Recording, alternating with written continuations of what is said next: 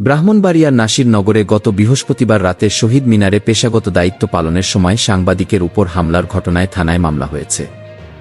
ভুক্তভোগী সাংবাদিক আব্দুল্লাহ আল মাহমুদের দায়ের করা মামলায় উপজেলা বিএনপির সাধারণ সম্পাদকসহ ৫ জনের নাম উল্লেখ করা হয়েছে।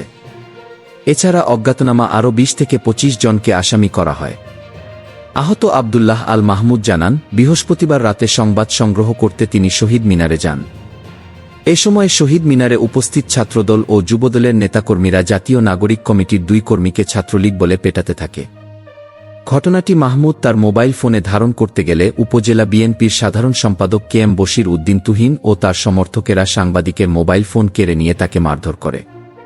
নাসিরনগর থানার উপপরিদর্শক এসআই মোহাম্মদ নূরে আলম জানান, সাংবাদিকের উপর হামলার ঘটনায় গতকাল শনিবার বিকেলে থানায় মামলা দায়ের হয়েছে।